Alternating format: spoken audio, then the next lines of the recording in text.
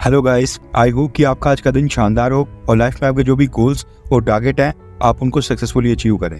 बढ़ते हैं पिछले 24 घंटों की सबसे इंपॉर्टेंट टॉप 10 अपडेट्स की तरफ। आज की सबसे पहली अपडेट आ रही है भारत के जम्मू कश्मीर से। दरअसल 21 जून को हर साल इंटरनेशनल योगा डे मनाया जाता है और इस बार का जो 10th इंटरनेशनल योगा डे है उसको मनाने के लिए प्रधानमंत्री मोदी ने जो इस बार डेस्टिनेशन चुनी है वो है कश्मीर में डल लेक के किनारे श्रीनगर में। रिपोर्ट्स के मुताबिक प्रधानमंत्री मोदी इस बार कश्मीर में योगा डे सेलिब्रेट करेंगे। अब ये न्यूज बहुत इंपॉर्टेंट हो जाती है क्योंकि रिसेंटली जम्मू कश्मीर में कई सारे आतंकी हमले हुए हैं। हाल ही में रियासी में भी एक घटना हुई थी, उसके बाद फिर कठुआ, डोडा डिस्ट्रिक्ट और उससे पहले पुंछ और राजौरी सेक्टर में भी कई सारी मुठभेड़ हुई हैं। इन सब के बीच प्रधानमंत्री मोदी का कश्मीर जाकर वहां पर इंटरनेशनल योगा डे सेलिब्रेट करना ये वाकई में बहुत ही बोल्ड स्टेप माना जा रहा है और दिखाता है कि जम्मू कश्मीर प्रधानमंत्री मोदी की टॉप प्रायोरिटी में से एक। प्रधानमंत्री मोदी की विजिट के चलते जम्मू कश्मीर पुलिस ने एक फ्रेश नोटिस जारी करके श्रीनगर और आसपास के एरियाज में ड्रोन्स के ऊपर पूरी तरह से बैन लगा दिया है। 21 जून को डल लेक के किनारे योगा कर रहे प्रधानमंत्री मोदी जी की विजुअल्स को दुनिया भर के मीडिया हाउसेस कवर करेंगे और जम्मू कश्मीर को 2 दिन पहले ही ऑलरेडी हाई अलर्ट के ऊपर कर दिया गया था।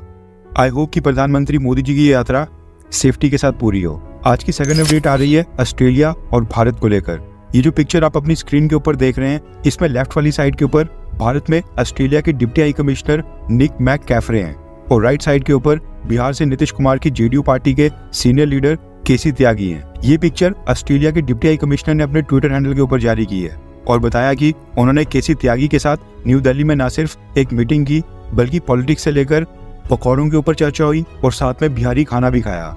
ये पिक्चर आपको एक नॉर्मल पिक्चर लग रही होगी लेकिन इस पिक्चर के पीछे एक साफ मैसेज है। भारत में प्रधानमंत्री मोदी की भारतीय जनता पार्टी को इस बार क्लियर मैंडेट नहीं मिला था, यानी क्लियर मेजॉरिटी नहीं मिली और बीजेपी जेडीयू के साथ मिलकर कोalition गवर्नमेंट चला रही है। और आप यहाँ पर डिप्लोमेसी देखिए कि ऑस्ट्रेलिया ने जेडीयू के लीडर्स को रीच आउट करना ऑलरेडी स्टार्ट कर दिया है। रातों रात जेडीयू की वैल्यू इतनी ज्यादा बढ़ गई है लेकिन उसके साथ साथ जेडीयू पार्टी इस समय भारत के अंदर किंग मेकर की भूमिका निभा रही है और अगर कल को इंडिया गठबंधन की सरकार बनती है तो उसमें भी जेडीयू पार्टी की बहुत ही अहम भूमिका होने वाली है।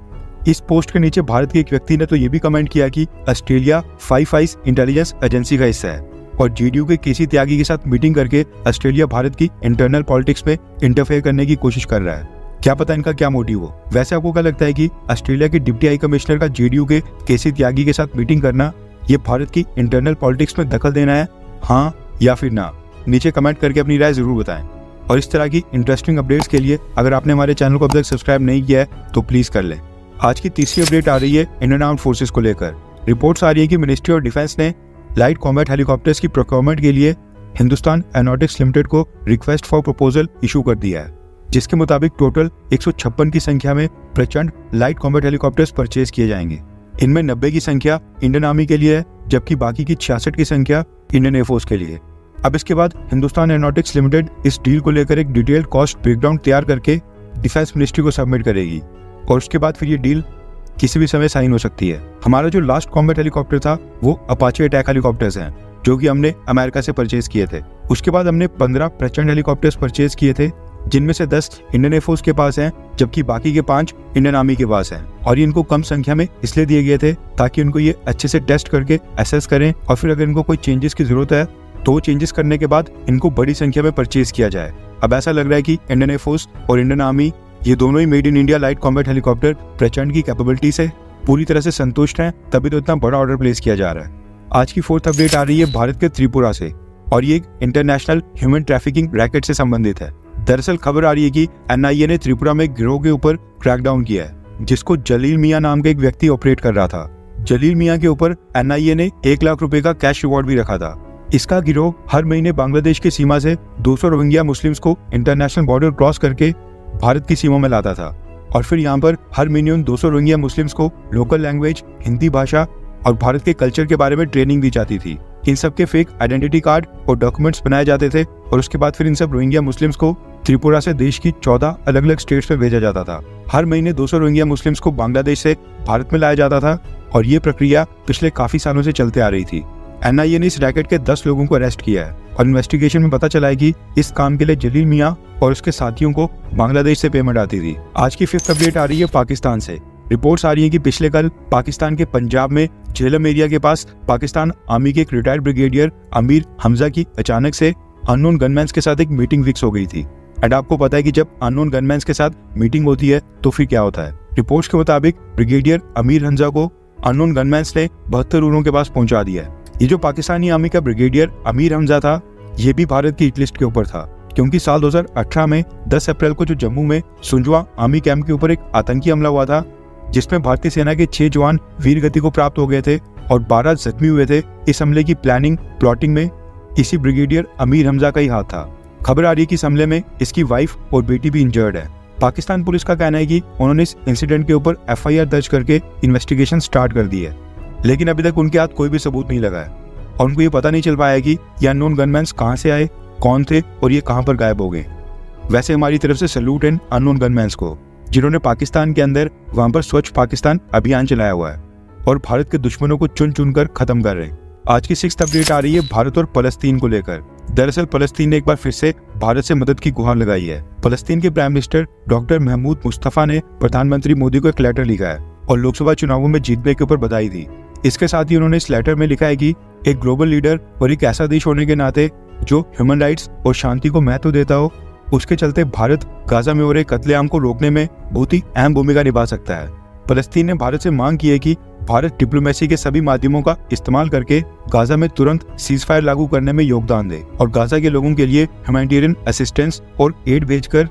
इसके साथ ही फलस्तीन के प्राइम मिनिस्टर ने इस लेटर में मांग की है कि भारत की सरकार बाकी इंटरनेशनल कम्युनिटी के साथ मिलकर फलस्तीन के सिविलियंस की सेफ्टी और प्रोटेक्शन को सुनिश्चित करने में उनकी मदद करे और जो गाजा में अत्याचार हो रहे हैं उसके खिलाफ भारत एक कड़ा रुख अपनाए।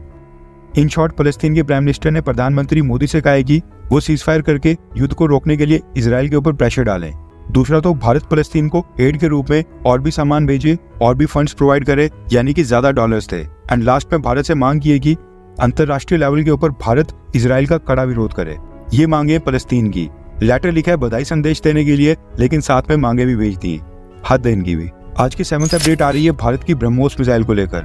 आपको याद होगा आज से कुछ ही हफ्ते पहले मैंने आपको बताया था कि ब्रह्मोस एरोस्पेस में निशांत अग्रवाल नाम के एक साइंटिस्ट ने पाकिस्तान की इंटेलिजेंस एजेंसी ISI को ब्रह्मोस मिसाइल्स के काफी सारे सीक्रेट्स पास ऑन कर दिए थे, जिसके लिए कोर्ट ने निशांत अग्रवाल को उम्र कैद की सजा सुनाई थी। अब इसी केस को लेकर एक नई न्यूज आई है, जिसमें पता चला है कि निशांत अग्रवाल के लैपटॉप में पाकिस्तान की इंटेलिजेंस एजेंसी ISI ने क्विस्पर, चैट टू हायर और एक्स ट्रस्ट नाम की 3 मॉलवेयर एप्लीकेशंस इंस्टॉल करवाई थी और ISI इसी के जरिए सारा डेटा चोरी करता था। इसके साथ ही खबर आ रही है कि निशांत अग्रवाल ये लैपटॉप लेकर ऑफिस भी जाया करता था और उसका ये लैपटॉप ऑफिस की बाकी डिवाइसेस के साथ भी कनेक्टेड था, जिस वजह से पाकिस्तान की इंटेलिजेंस एजेंसी ISI ने निशांत अग्रवाल के लैपटॉप से काफी सारी कॉन्फिडेंशियल इंफॉर्मेशन और सेंसिटिव डेटा को रिट्रीव करके चोरी कर लिया था। इसके अलावा पता चला है कि निशांत अग्रवाल के लैपटॉप में ब्रह्मोस मिसाइल के बारे में भी काफी सारा क्रिटिकल डेटा था, जो उसको पर्सनल लैपटॉप में ट्रांसफर करना अलाउ भी नहीं था। वो फाइल्स किसी भी कर्मचारी को उनके लैपटॉप्स में ट्रांसफर करने की परमिशन बिल्कुल नहीं होती है। उत्तर प्रदेश का भी ये निशांत अग्रवाल पूरी उम्र के लिए जेल में सड़ेगा, लेकिन इसने देश के लिए एक बहुत ही बड़ी मुसीबत खड़ी कर दी है। आज की 8th अपडेट आ रही है भारत और जापान को लेकर। दरअसल इंडियन नेवी की indigenous stealth frigate INS Shivalik Japan के साथ बायलैटरल नेवल एक्सरसाइज GMEX-24 में हिस्सा लेने के लिए जापान गई थी और उसके बाद फिर वहां से वेस्टर्न पैसिफिक ओशियन में डिप्लॉयमेंट के लिए एनरूटेड थी। उस दौरान INS शिवालिक के ऊपर एक मेडिकल इमरजेंसी अराइज होती है और हमारे एक सोल्जर को इमरजेंसी मेडिकल ट्रीटमेंट की जरूरत पड़ती है, जो कि नेवल वॉरशिप के ऊपर लिमिटेड रिसोर्सेज के कारण पॉसिबल नहीं था। अब क्योंकि वहां पर सबसे क्लोज जापान ही था, इसलिए INS शिवालिक ने जापान की नेवी को कांटेक्ट करके उनसे मदद मांगी। लेकिन मसला ये था कि रूट में वेस्टर्न पैसिफिक ओशन का जो रीजन पड़ रहा था उसमें वेदर कंडीशंस बेहद खराब थी, जिसकी वजह से इवैक्यूएशन ऑपरेशन काफी डिफिकल्ट हो गया था और इसमें काफी खतरा था। लेकिन खराब मौसम के बावजूद Japan maritime self defence forces ने अपने एक नेवल हेलीकॉप्टर को डिप्लॉय किया और INS शिवालिक के क्रू मेंबर को मेडिकल इमरजेंसी के लिए ऑपरेशन चलाया। खराब मौसम के बावजूद ये मेडिकल इवैक्यूएशन ऑपरेशन पूरी तरह से सफल रहा और जापान के नेवल हेलीकॉप्टर ने INS शिवालिक के ऊपर लैंड करके इंडियन नेवी के सोल्जर को तुरंत पास के हॉस्पिटल तक पहुंचा दिया और ट्रीटमेंट टाइम के ऊपर स्टार्ट हो गया, जिसकी वजह से हमारे सोल्जर की जान बच गई। इसी चीज के लिए इंडियन नेवी ने एक स्टेटमेंट जारी करके जापान को थैंक्स यानी कि धन्यवाद बोला है और इसकी जानकारी देते हुए एक ऑफिशियल ट्वीट भी किया है। आज की 9th अपडेट आ रही है भारत और श्रीलंका को लेकर। अभी तक भारत और श्रीलंका के बीच में ट्रैवल करने के लिए केवल एयर कनेक्टिविटी है, यानी फ्लाइट से श्रीलंका जाया जाता है। इससे पहले कुछ फेरीज और बोट्स भी चला करती थी, लेकिन वो बाद में बंद कर दी गई थी।